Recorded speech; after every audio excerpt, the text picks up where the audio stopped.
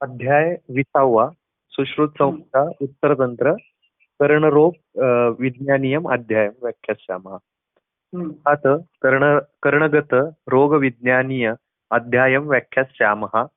यत् अथ उवाच भगवान् धन्वन्तरिः कर्णशूलं प्रणादश्च बाधिर्यं श्वेड एव च कर्णस्रावं कर्णकण्डुः कर्णवर्चस्तथैव च कृमिकर्ण प्रतीनाहौ विद्रधि द्विविधस्तथा कर्णपाकः पूतिकर्ण तथैवार्ष तथ एव अर्ष चतुर्विधम् कर्णार्बुदं सप्तविधं शोफश्च अपि चतुर्विधम् एते कर्णगता रोगा अष्टविंशति इति अतः।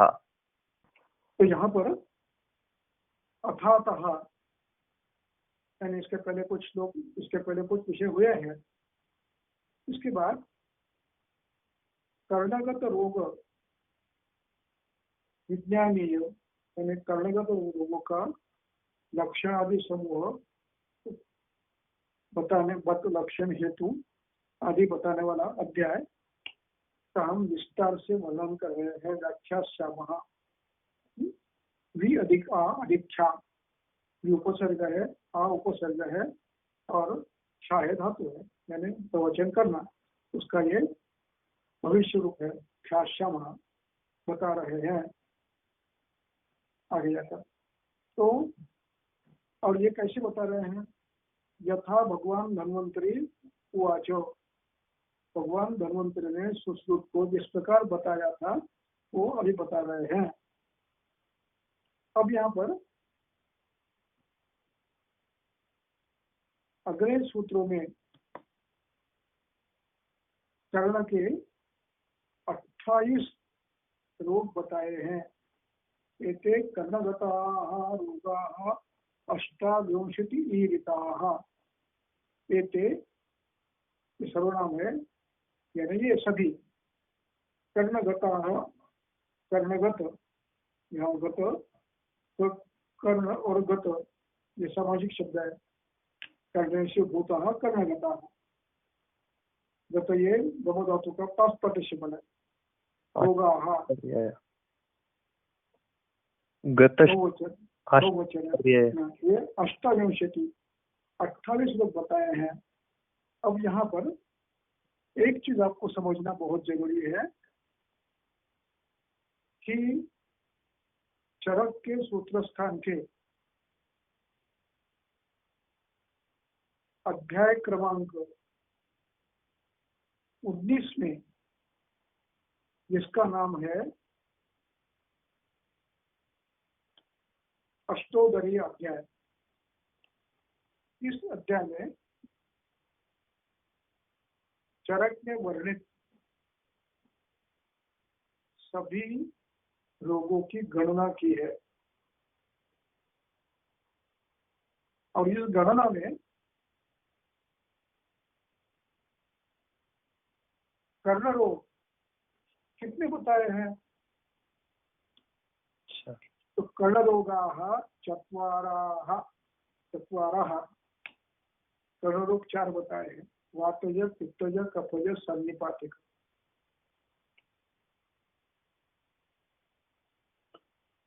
वैसे ही चत्वारः मुख रोगाः,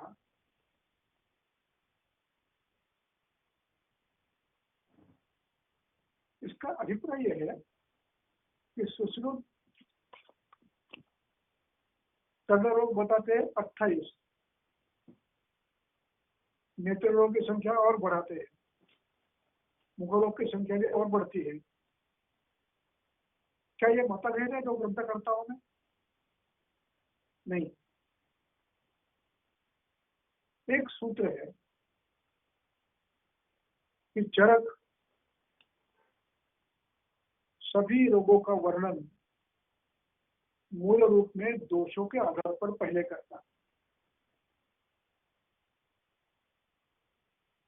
दोषों के आधार पर, जैसे उदर है, वातज, पित्तज, कफज, सन्निपातिक।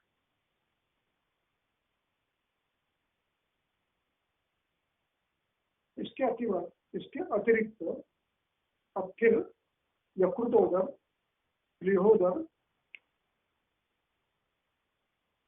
बद्धोदर, छिद्रोदर, ये अन्य 4 बताए हैं।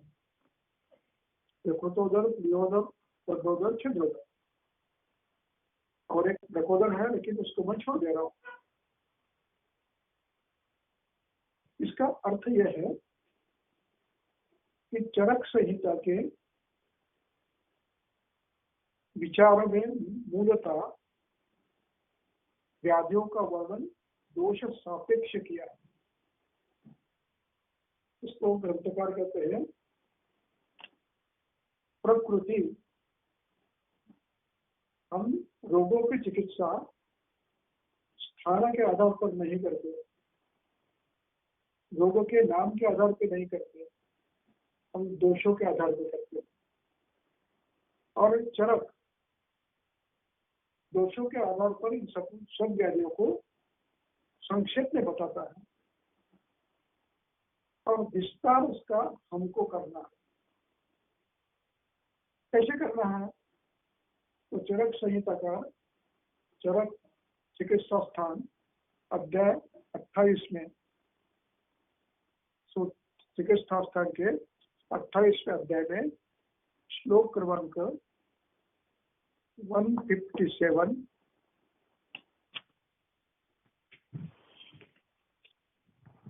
वात व्याधि चिकित्सा। हाँ, वात व्याधि।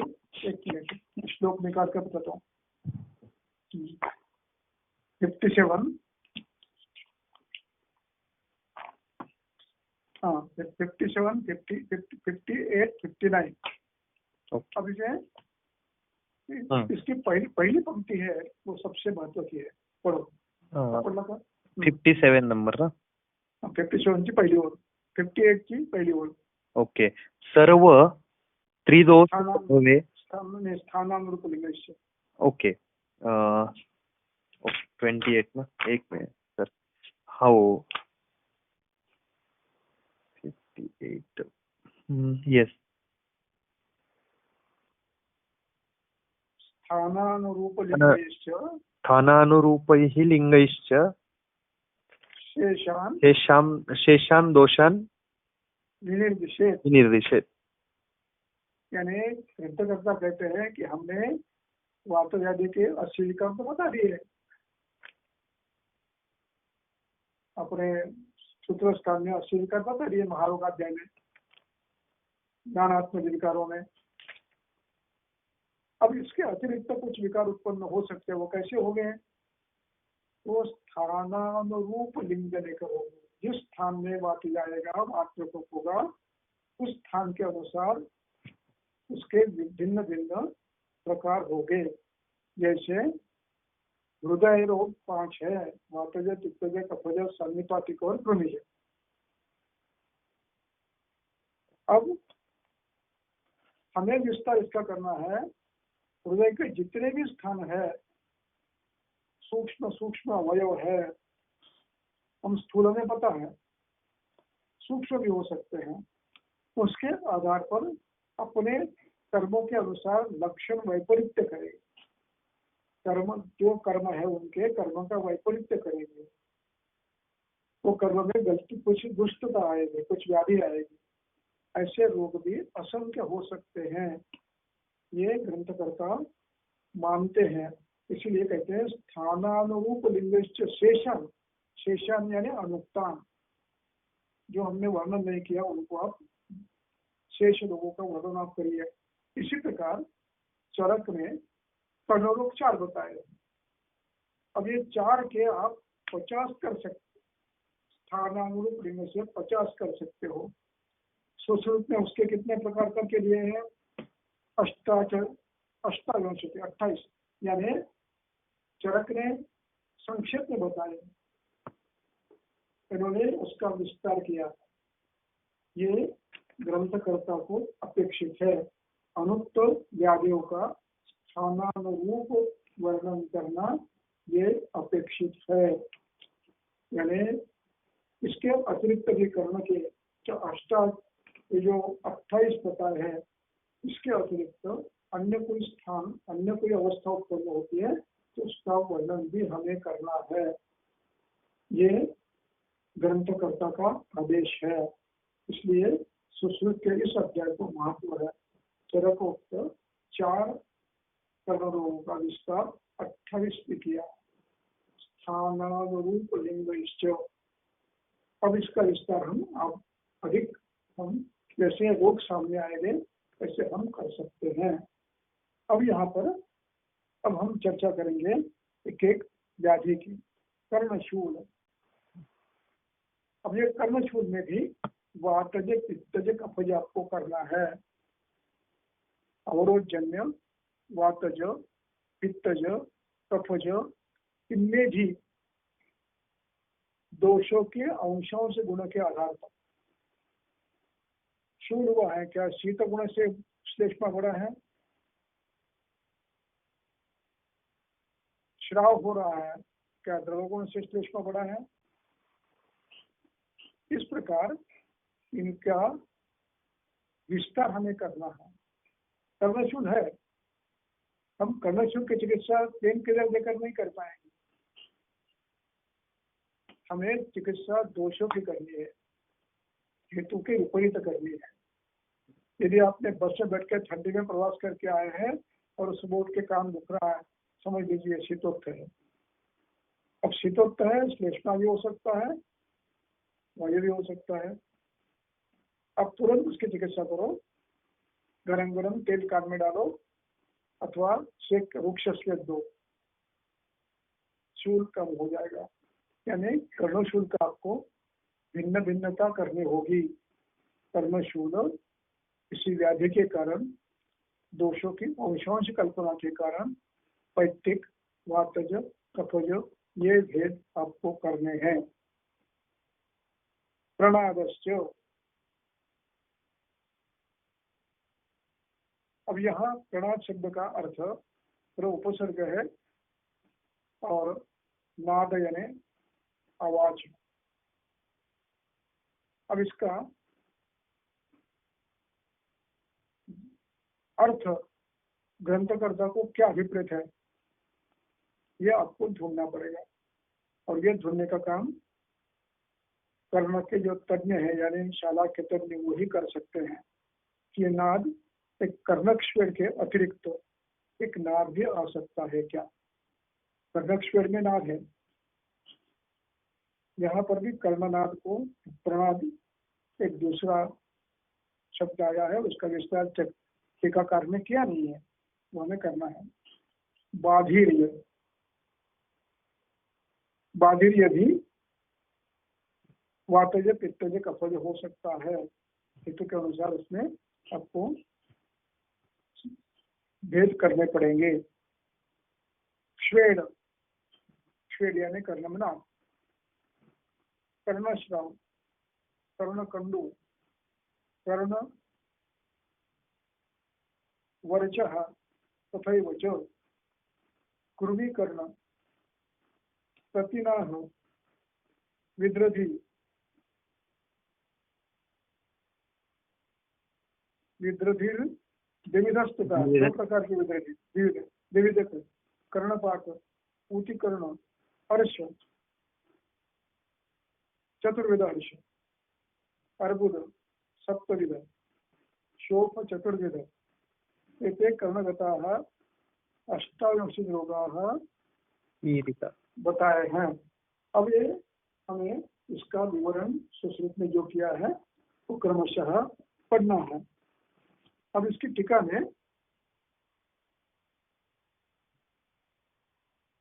टीका महत्व की कभी कभी होती है। अब यहाँ पर देखिए विद्रधि की द्विविध में टीका की है, वो समझनी है क्या है, पढ़ो। दूसरी पंक्ति, तीसरी पंक्ति। विद्रधि द्विविध, विद्रधि द्विविधः दोष विद्रधि शतविद्रधिश्च। यानी विद्रधि दो प्रकार की है यहाँ पर, क्योंकि यह ग्रंथ शल्य का है, शलाक्य का है। शल्य कौन सा है? सुश्रुत है। तो यहाँ एक तो दोष विद्रोही माने हैं जो निज दोषों से है, दूसरी विद्रोही है जो शत विद्रोही है। शत हो गया, आघात हो गया और उससे विद्रोही हो गई है, इसलिए विविध विद्रोह। आगे पढ़ो। अर्षश् चतुर्विधः। अर्षश्चतुर्विधः वात पित्त कफ सन्निपातैः अर्बुदम सप्तविध। अब यहाँ पर अर्ष को भी आपको वात पित्त कफ जो अर्ष इस प्रकार का वर्णन करना पड़ेगा। उस प्रकार का नामकरण देते हुए अथवा स्थानानुरूप नामकरण करके कर्णपाली अर्ष, कर्णनाड़ी अर्ष, ऐसे आपको भेद करने पड़ेंगे, विस्तार करना पड़ेगा। इसके बाद अर्बुदम सप्तविधम तेन पित्तेन कफेन च अपि रक्तेन मांसेन च मेदसा च सप्तमम। तो अर्बुद भी आपको 7 प्रकार के बनाने होंगे। वात पित्त कफज, वात पित्त वात रक्त, वात पित्त रक्त, कफ रक्त, और स्थानानुभेद से शिराज, मांसज, मेदोज, ये भी करने पड़ेंगे। और इसमें अस्थिज भी आपको लेना पड़ेगा। ओके। अस्थिज अर्बुद भी होता है, जिसका वर्णन चरक ने किया है, सुश्रुत ने भी किया है शोथ रोग में, तो वो आपको भी वो भी लेना पड़ेगा। तो उसे ही शोपस चतुर्विधो, शोफ चतुर्विधौ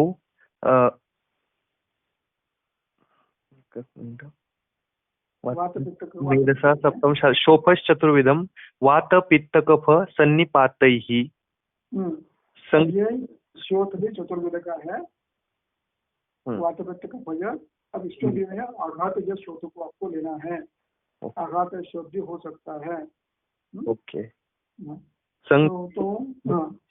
आगे संख्येय निर्देशाद एव संख्यायां लब्ध्वा अष्टविंशति ईरति भूयः संख्याकरणं नियमार्थ तेन च विधेय संख्ययाः अधिकत्वं मा भूदि इति अर्थः। अब इसमें लब्धायाम अष्टविंशति की भूयः संख्याकरणं नियमार्थम, नियमार्थम यानी व्यवस्था करने के लिए। तो व्यवस्था में आपको इसके अधिक करने की जरूरत नहीं है, लेकिन स्थानानुरूप लक्षण अलग अलग हो, उसका नामकरण आप कर सकते हैं। उसको आप वातज पित्तज कफज इस न्याय से उसको नाम देकर भी कर दीजिए। इसलिए विधेय संख्या अधिकत्व माँ भूत, उसकी मूल संख्या उसमें परिवर्तन नहीं करता है। कफज वातज जो संख्या है ये वैसी ही रहती है। आगे समीरणः श्रोत्रगतो अन्यथाचरः समन्ततः शूलम् अतीव कर्णयोः करोति दोषैश्च यथा स्वम् आवृतः स कर्णशूलः कथितो दुराचरः। अब यहाँ पर समीरणः श्रोत्रगतो अन्यथाचरः, अब इन शब्दों के अर्थ समझता है। समीरणः यानी वायु, श्रोत्रगत यानी शब्द व श्रोत में, अन्यथाचर का अर्थ कुपित, अन्यथाचर यानी कुपित, कुपित अन्यथाचर इति विमार्गगः यानी कुपित। अब यहाँ पर समन्ततः शूलम अतीव कर्णयोः। अब देखिए समन्ततः शूलम अतीव कर्णयोः। अब यहाँ पर संबंध टिप्पणी कारक दलवन कहते हैं समन्ततः शूलम अतीव कर्णयोः करोति संबंधीय संबंध नियमम। अब यहाँ पर शूल कर्ण का है, शूल कर्ण के समांतर भी हो सकता है, केवल कर्ण में नहीं, कर्ण के जिसको औरतत्व कहेंगे, अभिभूत, कर्ण से अभिभूत होने वाले इस क्षेत्र में आने वाले अन्य भावों में भी शूल हो सकता है। जैसे रुद्रोग में शूल होना है, रुद्रोग में तो दंत में शूल होता है, रुद्रोग में शूल होना है तो स्कंद में शूल होता है विराम। उसी प्रकार कर्ण में शूल हुआ तो समन्तात भी हो सकता है, तो ये भी ध्यान रखना है। शूल अतीव कर्णयो हो समन्तात अतः समन्ततः शूलम अतीव कर्णयो हो करोति दोषैश्च। अब इसके बाद का सूत्र जरा महत्व का है। करोति हाँ, करोति दोषैश्च यथा स्वम आवृत्तः सकर्णशूल कथितो दुराचरः। हाँ, अब यहाँ पर सुश्रुताचार्य समीरण के प्रकोप की दूसरी पद्धति बता रहे हैं। करोति दोषैश्च यथा स्वम आवृतः। करोति क्रियापद है, दोषैहि यथा स्वम स्वतंत्र वातज स्वतंत्र पित्तज स्वतंत्र कफज अथवा आवृत श्लेष्मावृत आमावृत रक्तावृत कफावृत, इस प्रकार से भी एक मलावृत। यानी करोति दोषैश्च यथास्व, यथास्व है ना अपने अपने हेतु के कारण, और आवृतः आवृतः रक्तावृत वेदावृत मांसावृत श्लेष्मावृत रक्तावृत ऐसे भी कर सकता है। यथासु अर्बुदावृत ग्रंथ्यावृत ऐसे भिन्न भिन्न प्रकार हो सकते हैं। सब कर्णशूल कथितो दुराचरः। और ये जो शूल है ये चिकित्सा में कठिन है। दुराचरा के दुखे न उपचर्य इत्यर्थः। ओके। या- बरोबर, ठीक आहे। पुढचा श्लोक याच्यातलं सर टीका वाचायची आहे. वाचन। ओके. कर्णशूलम आह समीरणः इत्यादि अन्यथाचरः इति विमार्गगः समन्तताः शूलम अतीव कर्णयोः करोति इति संबंधानीयं शैः कफपित्तरक्तैः अन्ये तु वायुः एव वायवान्तरा आवरणात् बहुवचनं समर्थयन्ति। इसके दो अर्थ है। ओके कफ से पित्त से रक्त से अवरोध, ओके अथवा ग्रंथि से अवरोध, अथवा मल से अवरोध, ये सब उसमें आ गए हैं। और इसके अतिरिक्त टीकाकार ये भी बता रहे हैं कि दोष ही शब्द से खस्य खस्य दोषस्य अनतिक्रमेण यथा स्वम। हाँ, अब उसके ऊपर अन्य तु वायो है एवं वायवांतरावरणात् बहुवचनम समर्थयन्ति। यहाँ पर अन्य लोग, कुछ लोग ये भी अर्थ लगाते हैं कि वायु के अंतरा वायो एवं वायुअंतरा वर्णात् समानावृत प्राण उदानावृत प्राण, ऐसे भी कल्पना कुछ लोग करते हैं, उसका निषेध नहीं करते हैं। तो अर्थ यह है कि शुद्ध वायु भी ये कर सकता है, शुद्ध पित्त भी कर सकता है, शुद्ध श्लेष्मा भी कर सकता है, और रक्तावृत रसावृत मलावृत वायु भी कर सकता है, अमावृत वायु भी कर सकता है।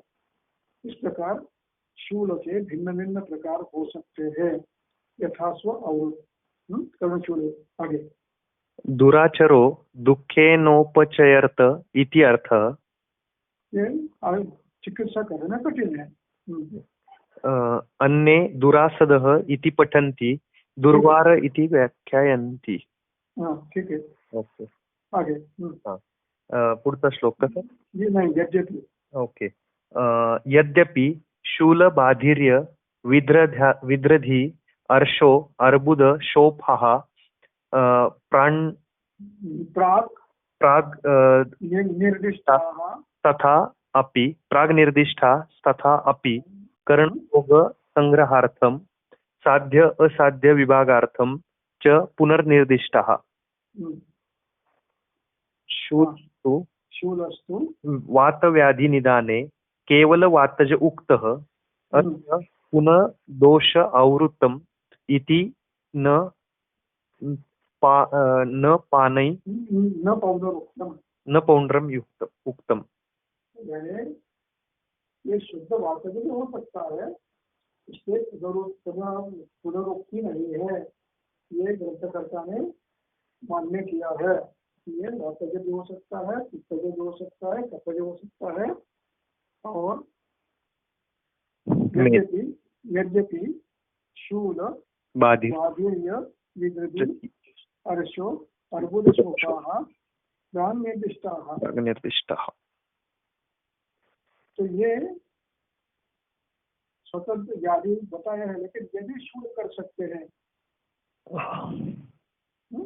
शूल का कारण ये भी हो सकता है। दूसरे अर्बुद विद्रदी शोक ये आवरण में कर सकते हैं। ओके चलो आगे। यस। यदा तु नाडीषु विमार्ग आगतः स एव शब्दाभिवहासु तिष्ठति शृणोति शब्दान् विविधांस्तदा नरः प्रणादम् येन कथयन्ति च आमयम्।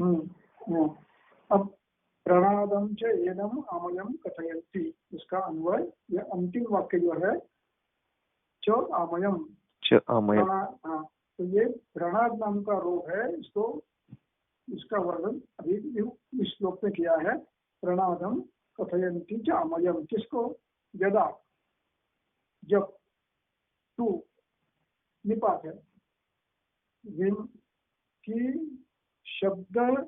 शब्दाभिवहासु नाड़ीषु, इसको एक करना है, यानी शब्दवह श्लोकस, नाड़ी यानी श्लोकस, शब्दवह नाड़ी में, शब्दवह श्लोकस में दुष्ट वायु आश्रय करता है, तब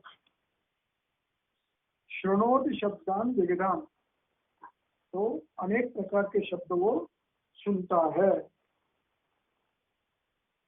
कुपित वायु स्वतंत्र या परतंत्र जब शब्द वह नाड़ी में आश्रय करता है तो वो विविध शब्दों को सुनता है, उसको प्रणाद नाम से नाम का व्याधि माना गया है। यहाँ पर भी ये प्रणाद शुद्ध वातज, अवृत वातज, कफावृत, मेघावृत, श्लेष्मावृत, मलावृत और अनावृत, ऐसा विविध रूप में हो सकता है, उसको हमें देखना है। हमें आगे हो टीका वाचू सर का श्लोक वाचू? टीका वाचू। हो। कर्णनादम आह यदा तु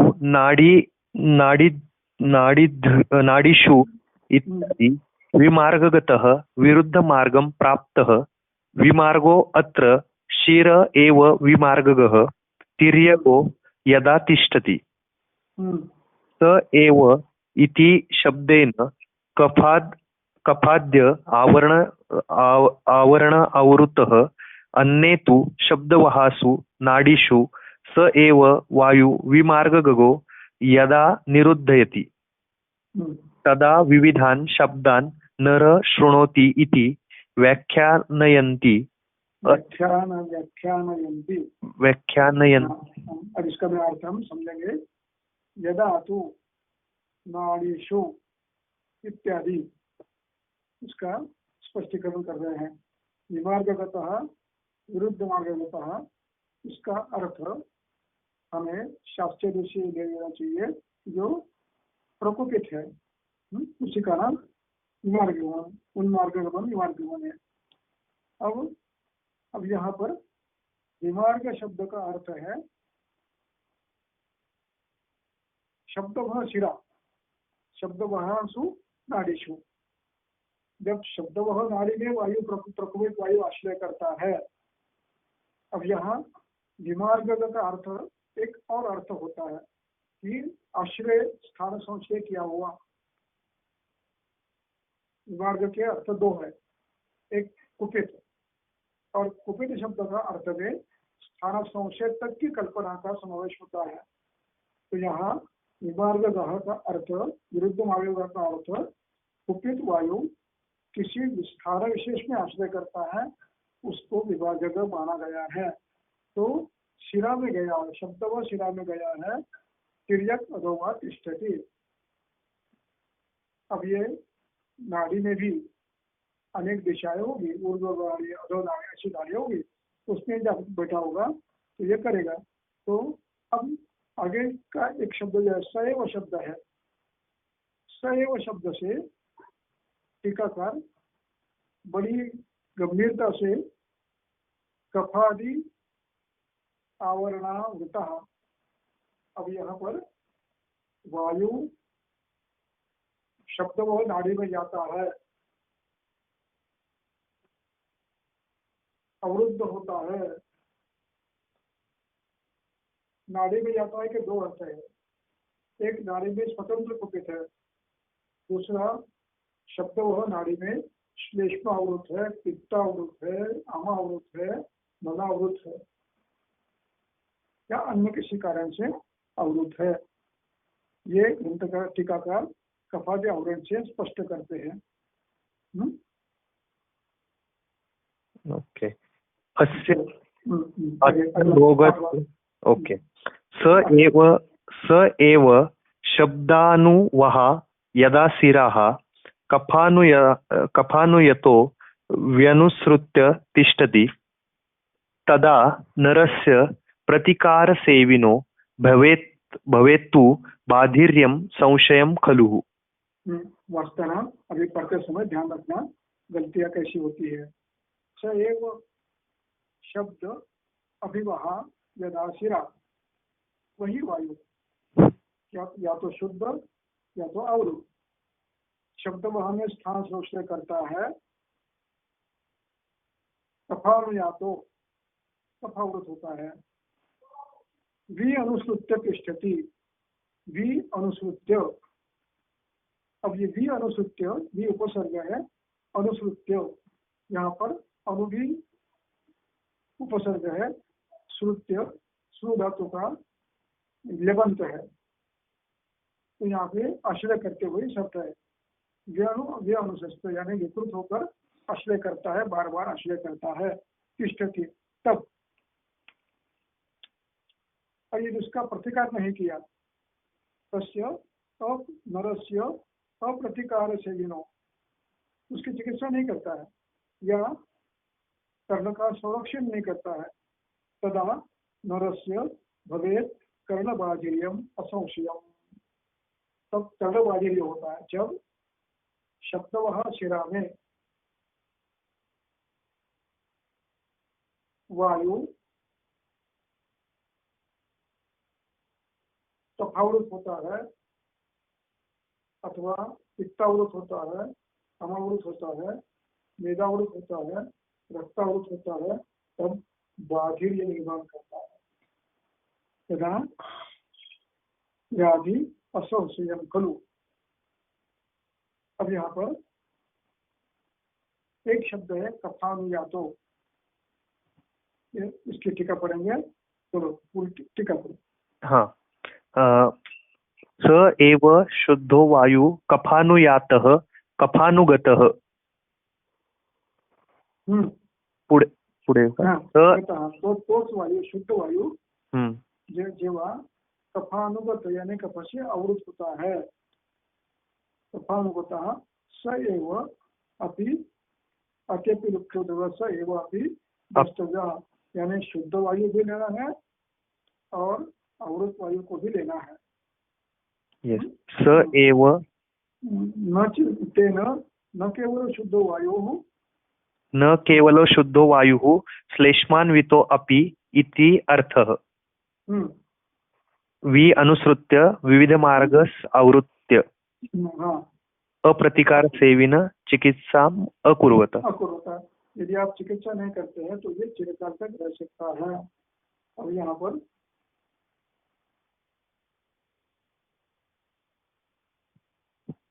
अब ये व्याधि न केवलम शुद्धो वायु, यानी केवल वायु शुद्ध वायु करता ऐसा नहीं है। तो ये श्लेष्मामृत अपनी इत्यर्थः, वही वायु श्लेष्मावृत होकर अथवा अन्य दोषों से आवृत होकर, सामादोषों से अथवा पित्त से अथवा रक्त से और अथवा किसी अन्य आवरण से जब व्याधि होता है तब ये बाध्य भी निर्माण करता है, शुद्ध वातज भी करता है और अवरुद्ध वायु भी करता है।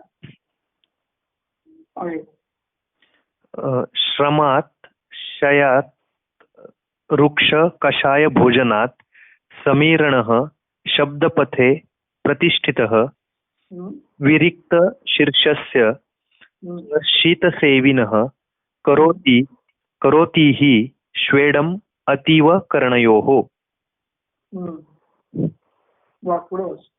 हाँ, शिरोभिघातात् अथवा निमज्जतो जले प्रपाकात् अथवा अपि विद्रधे स्रवेत्तु पूयं श्रवणो अनिलावृतः स कर्ण संस्राव इति प्रकीर्तितः।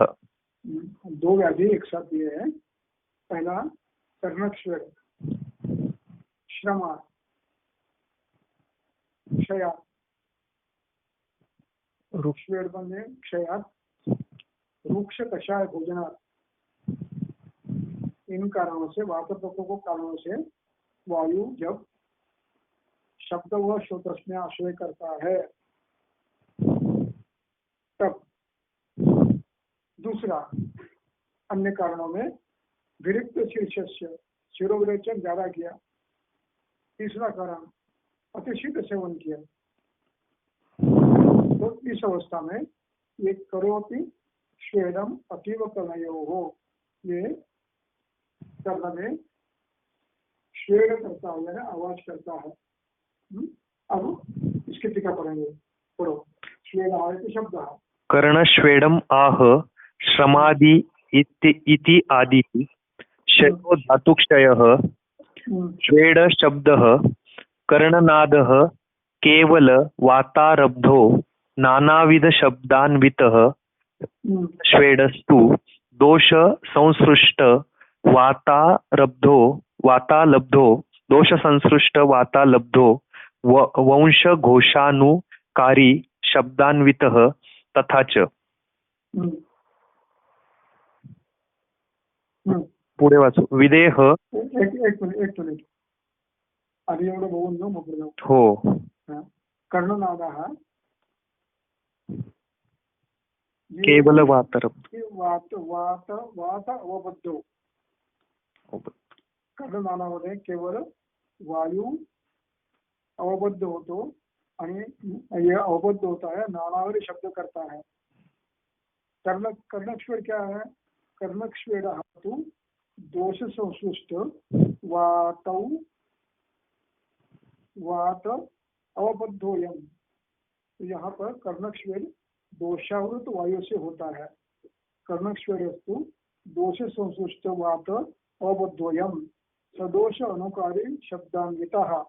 ये सदोष यानी श्वेड में अन्य दोष भी आवरण करके ये उत्पन्न कर सकते हैं। दोष कहा? अब यहाँ पर सदोष अनुकारी शब्दान्वितः, दोषों के अनुसार शब्द उत्पन्न होते हैं। तथा च, अब उसके बाद इस विषय में विदेह नाम के एक चिंतक ग्रंथकर्ता थे, उन्हें लिखा है मारुत जब कफवायु से संतुष्ट होता है अथवा शोणित से आवृत होता है तथा कर्णक्षेड उत्पन्न करता है, और यह कर्णक्षेड वेणु घोष के समान होता है। वेणू बास त्याच्यासारखा आवाज होता है। इति कर्णनाद श्वेडयोः भेदः। अब इथे कर्णनाद आणि श्वेड यांचा फरक, इनमें कोई अंतर है, ये इसको ठीक ढंग से आपको फिर से एक बार पढ़ के समझना होगा। उनको टीकाकार ने थोड़ी गड़बड़ कर दी है। देखिए,